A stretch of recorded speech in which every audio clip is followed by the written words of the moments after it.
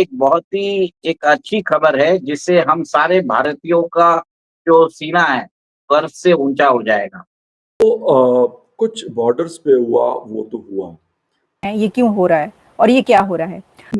मैंने कहा कि अभी हमारी इकोनॉमी का क्या होगा। एक पाकिस्तानी ने शेयर किया, ये भारत की मीडिया साजिश नहीं कर रही, प्रोपेगेंडा नहीं कर रही। हम 2022 में एफएटीएफ की ग्रे लिस्ट से निकले हैं और अब दोबारा इन 2025 में आज भारत के नीति आयोग के चेयरमैन सुब्रमण्यम जी ने बताया है कि Bharat officially 4th largest economy बन गया है वर्ल्ड की।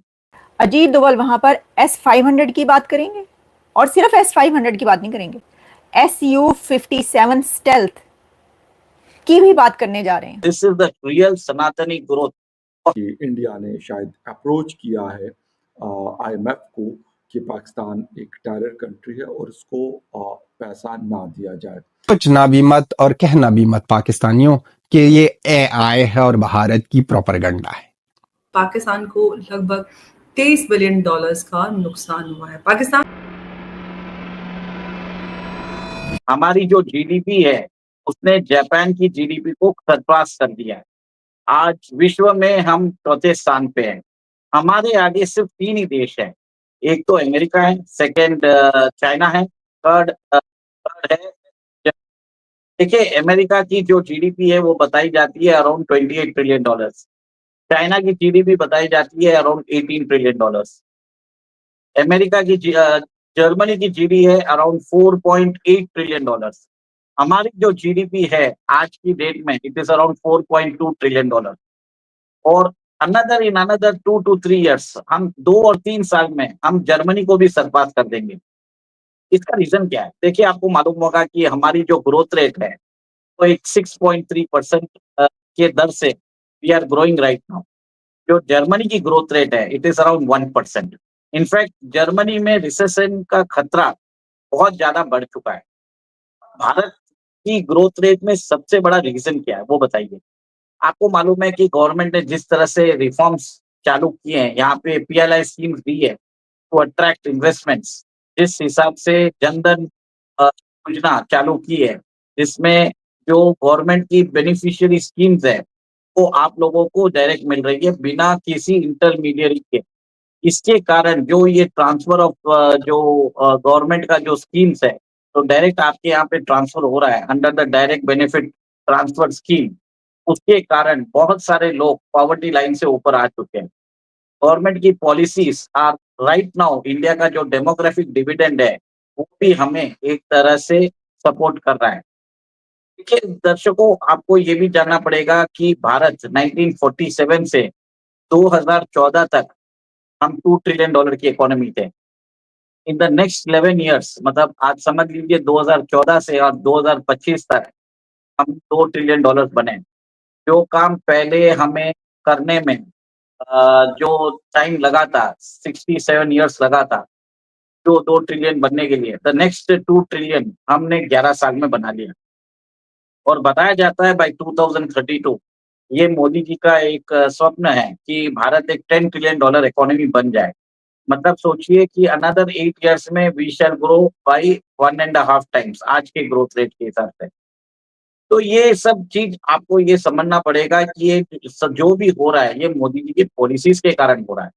आज मोदी जी ने जो काम किया है देश में, इकोनॉमिक पॉलिसीज लगाए हैं, यहाँ पे एक इकोसिस्टम बनाया है, विदेशी इन्वेस्टमेंट को अट्रैक्ट किया है, सेक्टर्स जैसे डिफेंस, फिर बाद में रिन्यूएबल एनर्जी, फिर बाद में सेमीकंडक्टर्स, न्यूक्लियर एनर्जी, इन सब सेक्टर्स में जो सनराइज सेक्टर्स में बहुत ज्यादा इन्वेस्टमेंट हो रहा है।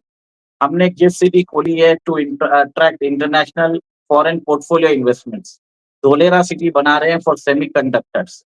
देखिए आप ये चीज देखिए कि आज वर्ल्ड में सारी इकोनॉमीज जो बहुत ही मार्जिनल ग्रोथ रेट कर रही है, जैसे अमेरिका है उसकी ग्रोथ रेट है अराउंड 1.8%, चाइना की ग्रोथ रेट इज अराउंड 4% और Bharat is the fastest growing economy right now. आप ये देख लीजिए। देखिए और भी आपको समझने की बात है कि हम इतना ग्रो क्यों कर पा रहे हैं। आज एक स्टेबल सरकार हमारे पास है। Modi ji at the helm is doing international diplomacy. Bharat का कद बड़ा है।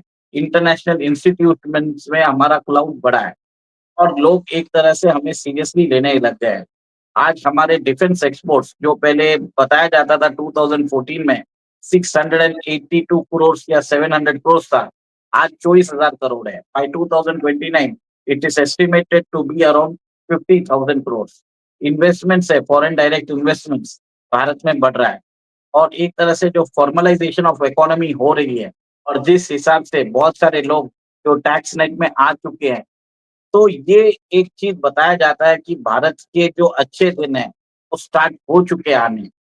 वो देश जो $1 बिलियन के लिए दुनिया भर में दरवाजे खटखटाता फिरता है। पाकिस्तान को इतना बड़ा नुकसान ऑपरेशन सिंदूर के बाद काफी महंगा पड़ा है, लेकिन ये वही पाकिस्तान है कि हमने तो सीज फायर नहीं किया, भारत डर गया और वो सारी चीजें जो प्रोपेगेंडा पाकिस्तान करता आ रहा था, वो प्रोपेगेंडा भी धीरे धीरे हल्का पड़ता जा रहा है। क्योंकि जो उन्होंने अपनी आवाम को बताया था कि हमने हमारे जाबाज कौम ने ये कर दिया और हमने ऐसा कर दिया, वो सारी चीजें अब वो धुंधली पड़ती जा रही है। तस्वीर जो हकीकत की है वो सामने आ रही है और उसमें ये बताया जा रहा है कि कितना बड़ा नुकसान पाकिस्तान को हुआ है।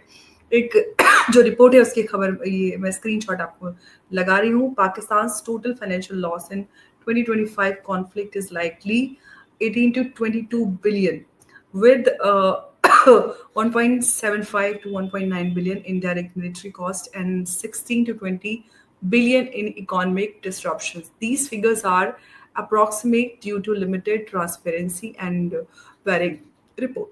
तो ये जो खबर है पूरा इसका आपको मैंने पढ़ के बता दिया है। अब आपको पता 9/11 जो है वो पाकिस्तान और अमेरिका के एक हिस्ट्री है 9/11 के वाक़े के हवाले से, ये तो आप जानते ही होंगे। क्योंकि अमेरिका की तरफ से ये कहा गया था कि पत्थर के ज़माने में जाने के लिए तैयार हो जाओ। मुशर्रफ का वो दौर था और फिर उसके बाद फौरी तौर पर जो हैं वो उस तरफ के जो लोग थे वो मुशर्रफ साहब लेट गए। उन्होंने कहा हाँ जी दसो की करना है, और जाहिर है कि जब सारे जो करने वाले हैं करता धरता जो हैं वो वहीं से वहाँ से ताने बाने जुड़े हुए हों तो ये तो कहना पड़ेगा। तो ये आपको पता है ये तो पूरी एक हिस्ट्री है ना। तो इसलिए शशि थरूर ने इसका हवाला दिया वहाँ पर और उन्होंने कहा कि देखें जिस तरह आप लोगों के साथ ये हुआ है उसी तरह हम भी ज़ख्मी हैं, उसी तरह भारत भी ज़ख्मी है, क्योंकि भारत के ऊपर तो बहुत ही ज़्यादा हमले होते रहे हैं। पाकिस्तान उस पर कोशिश कर रहा है कि पाकिस्तान ग्रे लिस्ट में जाए और पाकिस्तान की जो इकोनॉमिक कंडीशंस हैं वो मज़ीद वल्नरेबल हो। ख़राब तो रही है, इसमें कोई शक नहीं है कि 2 या 2.5% का ग्रोथ रेट है, 200 अरब डॉलर का कर्ज है और IMF के साथ 26वां प्रोग्राम हमारा चल रहा है। थोड़े थोड़े करके हम उनसे इंस्टॉलमेंट्स लेते हैं हर 3 महीने के बाद।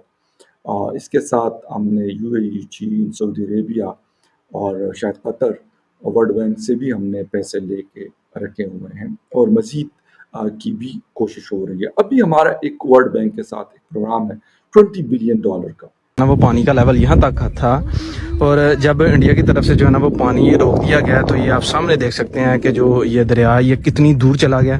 अब